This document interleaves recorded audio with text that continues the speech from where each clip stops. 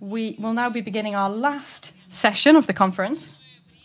Given that we have little time, we will be having one session divided into two segments. The first segment will focus on the last part of the conference, and the second segment will be the adoption of the Tashkent Declaration on ECCE. The obligations and commitments in this area will be decided on. I am pleased now to give the floor to Miss Elizabeth Lully, who is head of ECDAN, the ECDAN organization. She will be moderating the first segment of the session.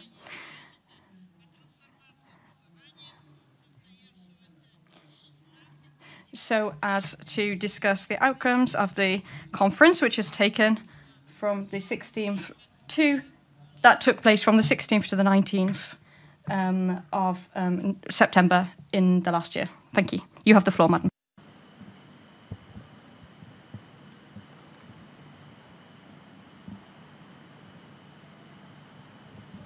Thank you. Thank you so much, Mr. President, Ms. President, and thank you for the hospitality and for this amazing meeting. We're very grateful to the government of Uzbekistan. Just to provide a little context, the Transforming Education Summit held on the 16th to the 19th of September this year provided an opportunity to mobilize greater political ambition and commitment to reverse the slide on SDG 4 and reimagine education and accelerate progress on education and the 2030 agenda more broadly for the remainder of the decade of action. The UN Secretary General, in his vision statement, reiterated that learning should start at the earliest stages of life, and that early childhood care and education is the most important investment governments can make to improve learning outcomes and prevent and reverse intergenerational inequalities.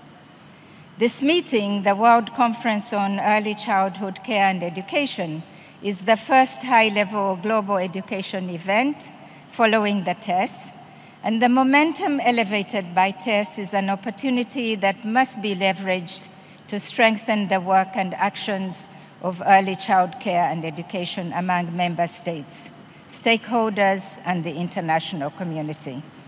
The objectives of this session is to leverage the momentum of TESS to advance and accelerate progress of SDG 4.2, to ensure the outcomes of the World Conference in an integral way, part of the TESS following up strategy and action plans, and to identify opportunities and increase the level of engagement of the early childhood care and education community in the broader global education cooperation mechanism for the SDG 4.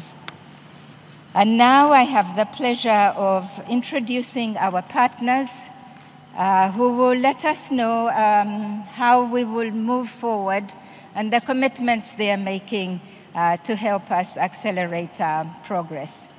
I have the pleasure of introducing Irina Dia, who is the Associate Director of ECD at UNICEF. And I have a question for you.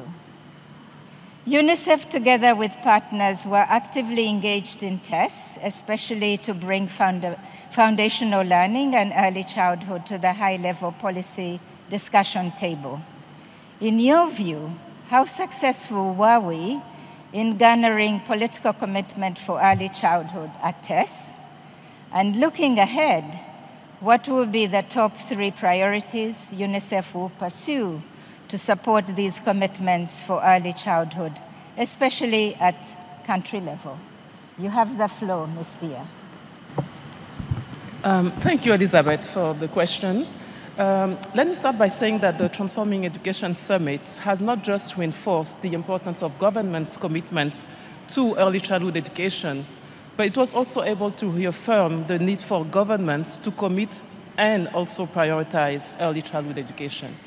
And what happened in the summit is that more than half the countries present there have agreed to redouble efforts to address inadequate levels of basic literacy and numeracy skills with focused attention on disadvantaged learners. Most of these commitments have identified free, universal early childhood education as the key to narrowing literacy achievement gaps in primary grades. With a significant proportion of new entrants to primary education under-equipped with basic school readiness skills post-COVID, the significance of these commitments cannot be overstated. The pandemic has indeed magnified the gaps in access to early childhood education. 167 million children in 196 countries lost access to early childhood care and education services following COVID-19 closures. And more than 120 million children, 69% of those enrolled, could not access remote learning opportunities. With few avenues for remote learning or support to parents to fill the gaps, and low priority on reopening and making up for the learning losses incurred at pre-primary level, an estimated 11 million additional children fell off track in their early development. The impact of these gaps has very significantly contributed to the global learning crisis. A survey undertaken by Pratham in India has revealed that as many as 40% or more children entering primary 1 in several districts were unable to recognize numbers from 1 to 9, with the bulk of the other half of the class only marginally better off. And this reflects both the unacceptable consequences of persistent under-prioritization of early childhood education, as well as the imperative to include early learning strategies as an integral part of the solutions for learning recovery. Needless to say that the cost of inaction is high, very high. Pre-primary school closures in 2020 and 2021 have estimated to cost $1.6 trillion in lost future earnings, the equivalent of 12 years of total international aid for development. At one of the sessions we had during the tests, we convened key partners to discuss how we could better address early childhood education. Participating ministers from 9 different countries across Asia, Africa, and Middle East shared concrete strategies being used to prioritize early learning, and that included reaching parents through education platforms, focus on rural areas, heightening equity, broadening the focus on quality beyond infrastructure, language issues in early learning, and technology-enabled, including ECDAN systems to support children with disabilities and their families. UNICEF will base its work on existing frameworks like the Dubai Declaration to keep leveraging the strong multi-sectoral and systemic approaches for early childhood evidence in more than 90 countries. This to rapidly advance school readiness and successful transition of young learners to primary education in alignment with SDG Target 4.2. The 5 Million Futures flagship program provides a multi-stakeholder platform to support more than 50 front-runner countries that have invested in strengthening their early childhood systems and are at the tipping point of scaling their pre-primary provision with emphasis on equity and quality. And this is really important in the sense that unless we move on to scale up, it's going to be very difficult to reach all the children that need support with early learning opportunities. As we invest in strengthening early learning policies and environments, we should not lose sight of the fact that nurturing care is also an essential element of the equation if we want children to reach their full development potential. Consequently, UNICEF will keep providing support for parenting as an accelerator to early childhood development and family-friendly policies as a holistic and balanced package to promote children's learning and development through access to adequate time, resources, and services to care for their young children. We will also work with governments to identify critical investments in early childhood development and education, in national budgets to be prioritized and protected in difficult fiscal contexts, and build capacity across key social sector ministries at both national and local levels to strengthen budget planning, costing, formulation, and coordination. I thank you for your attention. Just in time for the music, right? Thank you, Irina, and thank you for making those commitments on behalf of UNICEF. And now I have the pleasure of introducing Ms. Amanda Devacelli, who is a global lead of ECD, of Early Childhood Development at the World Bank. Amanda, the various deliberations during this conference have completely reaffirmed that investing in the early years is one of the smartest things a country can do to eliminate extreme poverty, boost shared prosperity, and create the human capital needed for economies to diversify and grow. So what are the critical opportunities do you see now for us to leverage in the immediate aftermath of tests to introduce new and cost-effective solutions to expand the coverage and the quality of early childhood care and pre-primary education, especially in low and lower middle income countries? What could we expect from the World Bank in supporting these countries to follow up on this conference? Thanks, Elizabeth, and sincere thanks to the government of Uzbekistan and UNESCO for this great opportunity to be together. So I agree with Irina that the Transforming Education Summit really put education on the map. And so the good news is we have an opportunity now. But I think we also need to recognize that it put learning poverty front and center on the map, right? So learning poverty is a measure of the percentage of children in a country who are 10 years old who can't read and understand a simple paragraph. And that percentage has increased to about 70% of all children in the world today following COVID.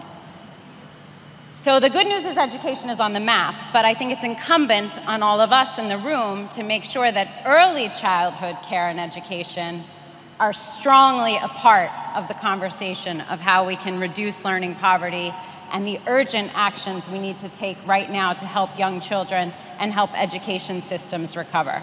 So we all need to say that loud, say it clearly, and continue to say it, because I think there is a risk of early childhood being drowned out in the context of all of the other challenges facing education sectors.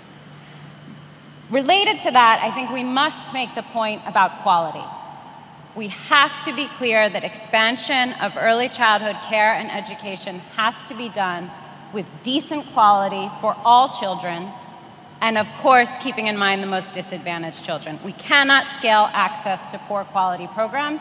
We know that won't help children, and we know that we have the tools today to improve quality, to build the workforce, to measure quality, and we can all work together on that.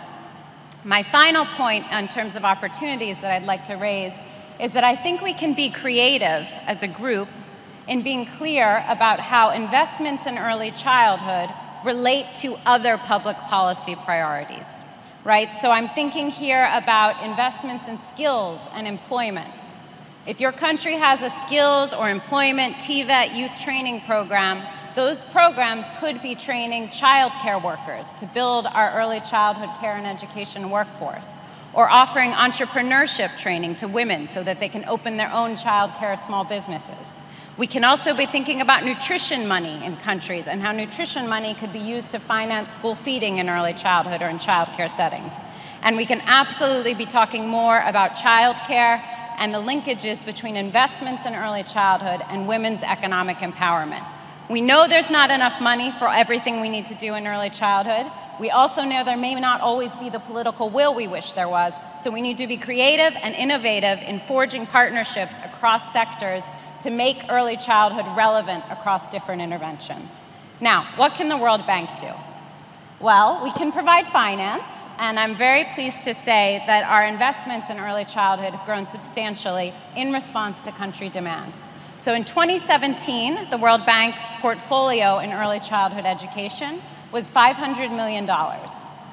This year, in 2022, it is $2 billion. Unless do you think that is, thank you. That's thanks to all of you because it's based on government demand. And lest you think that's just inflation, the proportion of our education budget going to early childhood education has gone from 5% to 13%. So that's a true increase. But I want to stress that World Bank finance flows in response to government demand.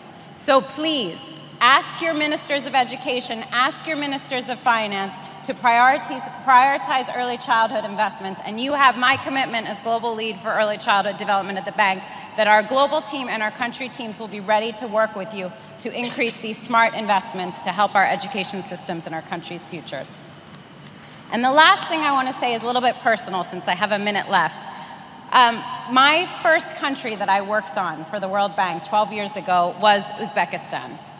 And at the time, the government of Uzbekistan was a wonderful place to learn.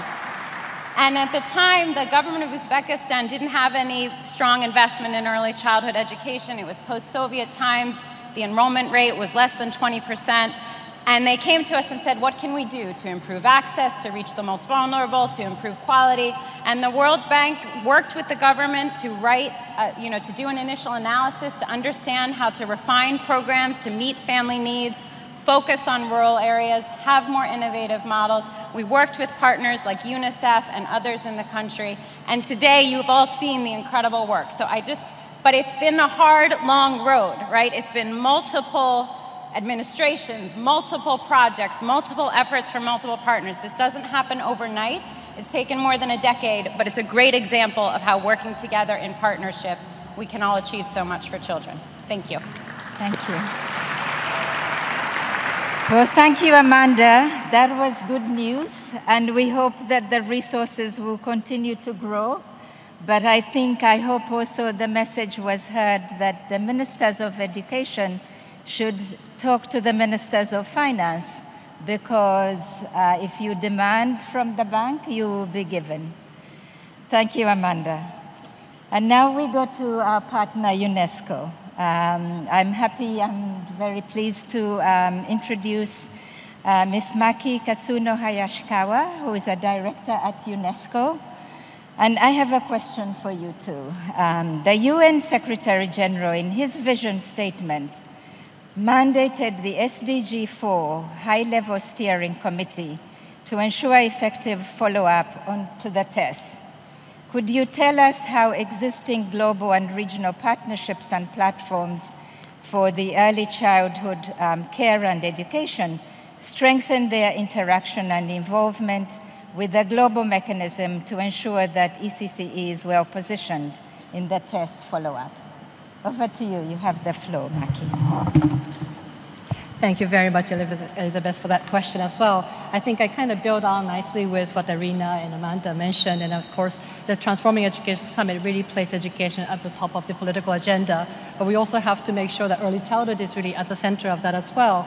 Now, of course, there was a lot of engagement from ECC stakeholders during the Transforming Education Summit. But probably from various observations, the collective voice of ECC partnerships to push ECC as the key element of transformation of education wasn't probably strong as enough, compared to the other thematic stakeholders like gender and teachers and so on. But this doesn't really mean that countries were neglecting ECC during the tests. In fact, from the detailed analysis of all the national statement of commitment that we have conducted, there was a clear trend observed whereby countries reference the importance of focusing on the early years of life to build a foundation of not only learning, but for transforming the society and lives of people.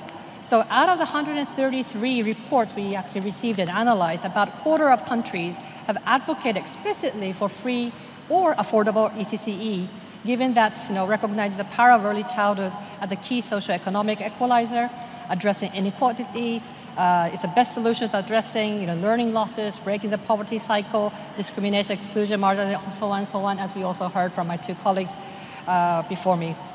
And so it is not too late. I mean, it's very fortunate that this ACC conference is taking place as the first major education event right after the Transforming Education Summit.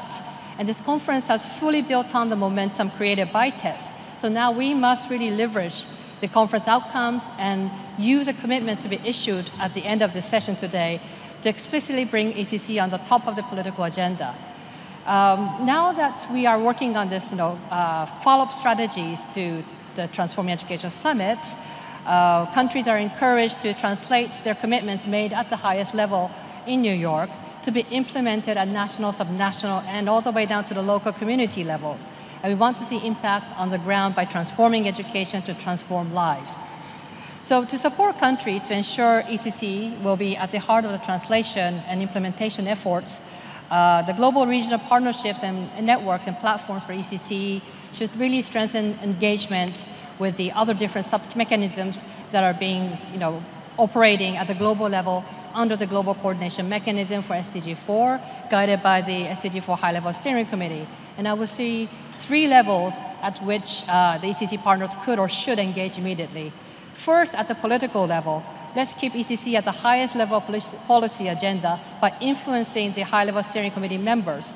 The High-Level Steering Committee members are composed of representatives of key constituencies in education: governments, multilateral agencies, the financing entities, the civil society, teachers, students, and foundation private sector. ECCE actors should really reach out to these members through their own constituency entry points and to systematically advocate for ECCE cause. Second, I would see that advocacy and partnership is critical. And under the Global Cooperation Mechanism, there are various broader stakeholder platforms. One of them is the SDG 4 Youth Network. And this conference has reminded us the critical role that youth play or should play in advocating for ECCE. Now, the SDG 4 Youth Network that was launched under the High-Level Steering Committee auspices has been leading the TESS Youth Forum, the Youth Declaration, which was launched in New York. And this network is now currently working on elaborating on a youth initiative that stems out of the declaration itself. So advocacy by youth for ECCE is critical given the increasingly central role that youth play today in advancing education agenda globally. And so it is a critical moment for the early childhood care education community to engage with the education, SDG 4 Education Youth Network. And thirdly, at the technical level, the High-Level Steering Committee has 3 advisory functions to support the acceleration of SDG 4 in countries: in policy, in data monitoring, and in financing. And under each of these technical committees, there will be technical committees under each functions to conduct research, consultations, and developing policy guidance. The global and regional ECCE platforms and networks should really actively participate in these discussions and activities that these technical committees will organize, and to bring the ECCE voices when defining the scope of the work of these technical committees undertake.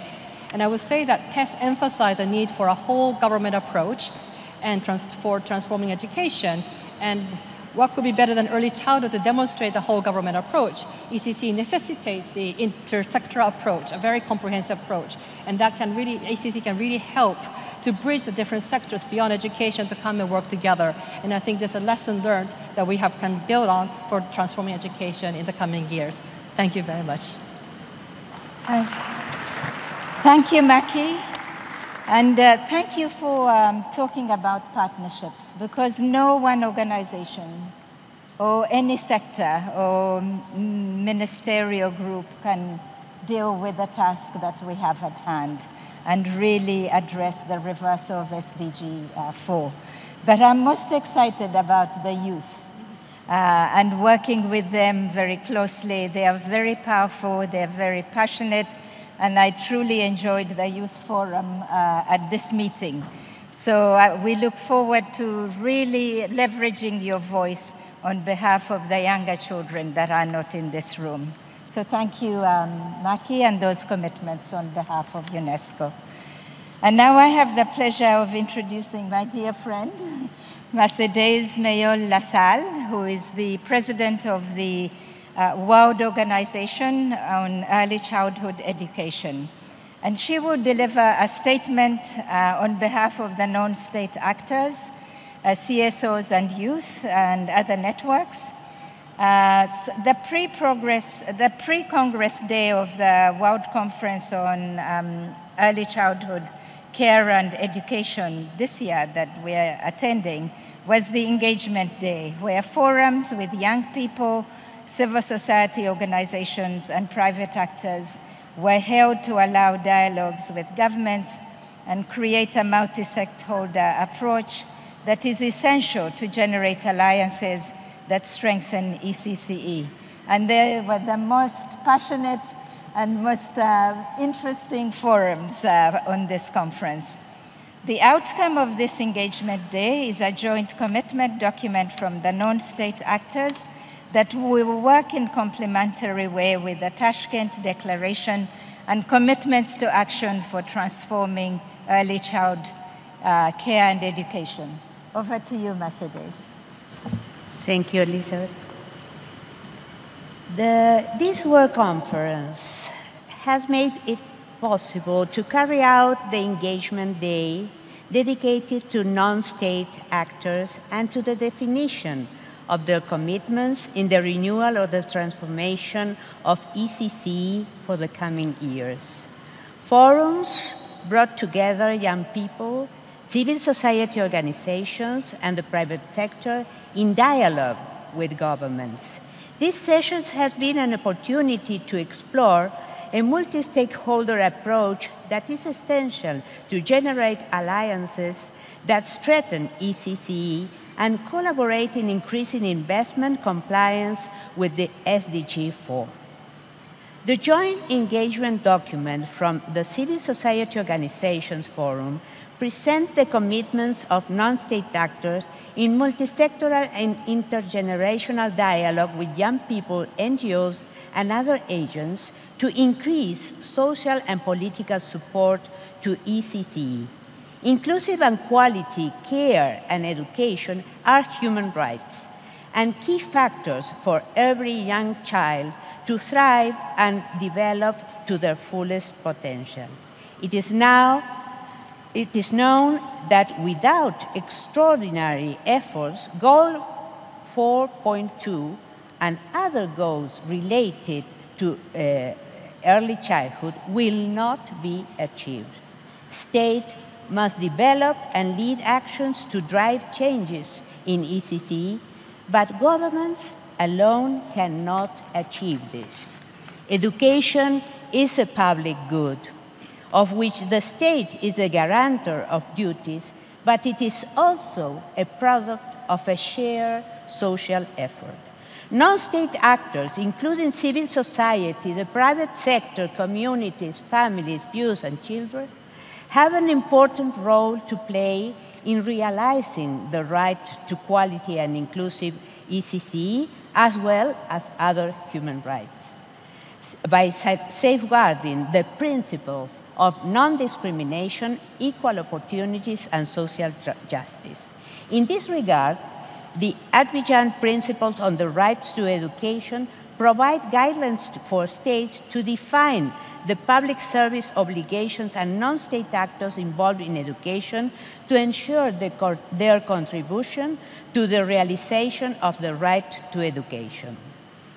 The joint statement for ECCE of non-state actors integrates in a single document the engagement built in Civil Society Organization Forum and the one from the Youth Forum. The civil society RISE commitment based in the Global Partnership Strategy for Early Childhood, as well as the vision statement of the UN General Secretary at the Transforming Education Summit. For inclusion, quality, and well-being, they are committed to improving access to and participation in quality ECCE, ensuring inclusion and equity, promoting collaboration between NGOs, supporting national governments to promote gender transformative curriculum, committed with sustainability and citizenship through play and through responsible pedagogy.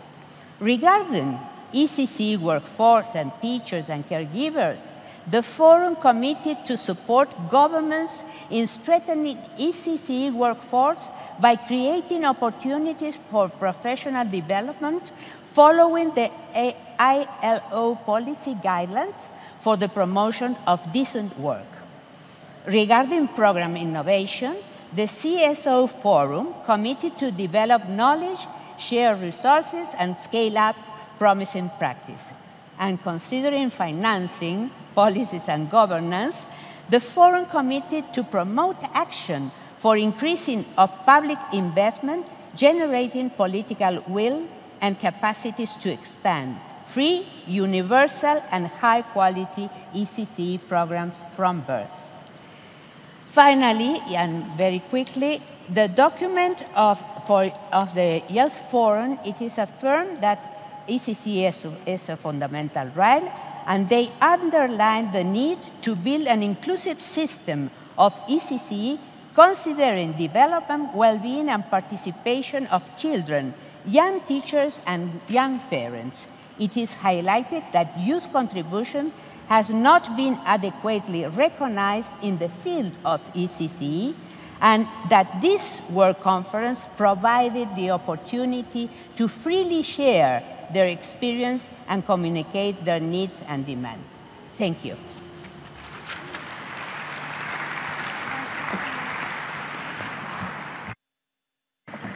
Thank you, Mercedes, and the partnership with civil society, with youth, with the private sector underpins the success that we're striving for.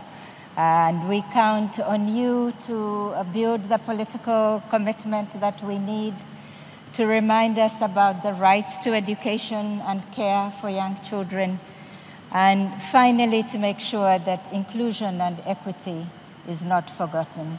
So thank you so much. Thank you. And over to you, Madam President. Thank you. Спасибо большое.